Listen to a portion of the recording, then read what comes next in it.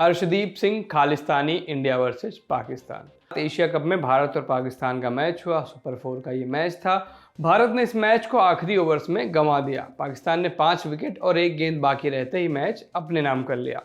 और जैसा कि होना ही था, मैच के बाद खूब बवाल मचा, लेकिन इस बवाल की शुरुआत मैच खत्म होने से पहले ही हो गई थी। बात 18वें ओवर की तीसरी गेंद की है। पाकिस्तान बैटिंग कर रही थी, रवि बिश्नोई बॉलिंग कर रहे थे। नए बैटिंग पर आए आसिफ अली के खिलाफ पिछली ही गेंद पर विकेट के पीछे कैच की जोरदार अपील हुई थी। वहां बचे आसिफ ने ऑफ स्टंप के बाहर की इस फुल लेंथ गेंद को स्लॉग स्वीप करना चाहा, लेकिन गेंद बल्ले का ऊपरी किनारा लेकर शॉर्ट थर्ड मैन पर खड़ी हो गई। यह बहुत आसान कैच था, लेकिन देखकर ऐसा लगा कि अर्शदीप ने जो वहां फील्डिंग कर रहे थे उसे बहुत कैजुअली लिया और गेंद उनके हाथ में आकर छिटक गई। इस कैच के गिरने के तुरंत बाद सोशल मीडिया पर बवाल शुरू हो गया। लोगों ने खालिस्तानी हैशटैग के साथ अर्शदीप सिंह की ट्रोलिंग शुरू कर दी। देखते ही देखते हजारों ट्वीट्स हुए। मामला इतना बढ़ा कि कई दिग्गजों को आगे आकर अर्शदीप को सपोर्ट करना पड़ा। लोग उनकी ट्रोलिंग रोकने की मांग करने लगे और उन्हें खालिस्तानी बताने वालों को लानतें भेजी गई। लोग काफ़ी गुस्से में थे। अर्शदीप को ट्रोल करने वालों को खूब सुनाया गया।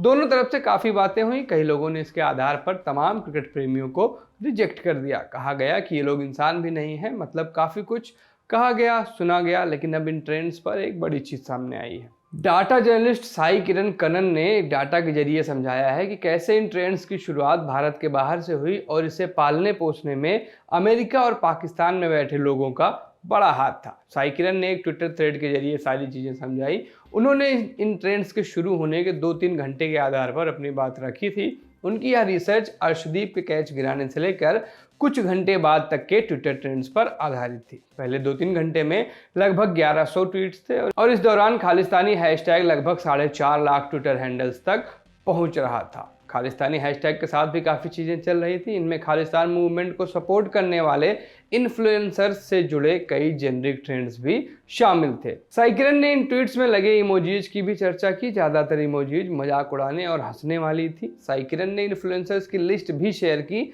इसमें लगभग सारे बड़े नाम अमेरिका या पाकिस्तान से थे। लिस्ट का पहला हैंडल अमेरिका से था। ओसामा नाम के इस बंदे ने ट्वीट किया, इस अर्शदीप को अब खालिस्तान मूवमेंट को सपोर्ट करना ही होगा, इसके बाद यह भारत वापस नहीं जा सकता। जबकि शुगर काका नाम के दूसरे यूजर ने ट्वीट किया, अर्शदीप सिंह की तरफ से संदेश साफ है, खालिस्तान फॉरएवर। इन दो हैंडल्स की कुल रीच लगभग 34,000 रही। जबकि मैनहट्टन अमेरिका का शहर है, वहां बैठे तीसरे हैंडल ने ट्वीट किया, अर्शदीप जाहिर तौर पर पाकिस्तान समर्थित खालिस्तान मूवमेंट का हिस्सा हैं।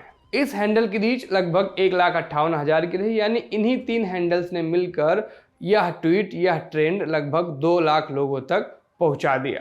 खालिस्तानी हैशटैग का प्रयोग करने वाली लोकेशंस की बात करें तो टॉप 3 में 30.5% पाकिस्तान, 26.8% अमेरिका और 22.8% भारत का हिस्सा रहा। इन तमाम आंकड़ों के पहले और बाद में भी एक चीज एकदम क्रिस्टल क्लियर है, भारत संतों का देश नहीं है। ना ही कोई ये कह सकता है कि यहाँ सब भोले मानुष रहते हैं जो किसी की गलती पर बात का बतंगड़ नहीं बनाते।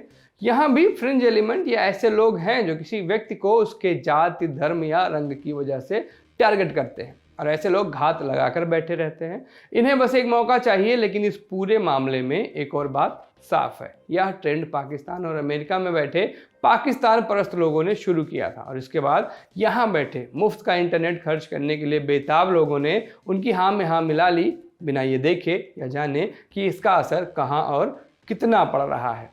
इस देश में ऐसे लोगों की ठीक ठाक संख्या है। ये लोग सस्ते इंटरनेट का जमकर दुरुपयोग भी करते हैं। लेकिन बीते मैच से जुड़े खालिस्तानी हैशटैग्स को शुरू करने और उसे फैलाने में देश से बाहर बैठे लोगों का हाथ है।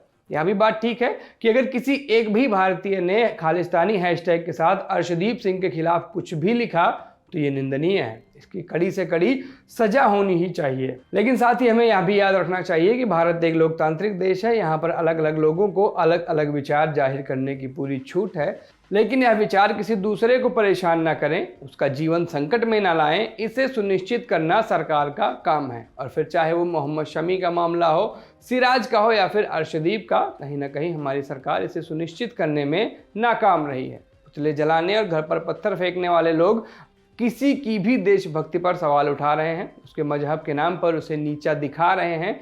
यह एक देश के रूप में बहुत शर्मनाक बात है। लेकिन हमें यह भी नहीं भूलना चाहिए कि ऐसे ट्रेंड्स की आग में देश के दुश्मन भी अपनी रोटियां सेक रहे हैं, और ऐसे लोगों की हाँ में हाँ मिलाने वाले, इनके विचारों को फैलाने वाले को याद रखना चाहिए कि ऐसा करके वो अपने ही देश को कमज़ोर कर रहे हैं। नमस्ते, मैं सूरज हूँ। चिली पॉइंट का यह एपिसोड आपके लिए शूट किया था जतिन ने। शुक्रिया। लल्लन टॉप का सबसे ठस, ठेठ और ठसकदार बेबी आ गया है लल्लन टॉप का पॉडकास्ट, जिसका नाम है बाजा, और ये बजेगा सिर्फ लल्लन टॉप ऐप पर।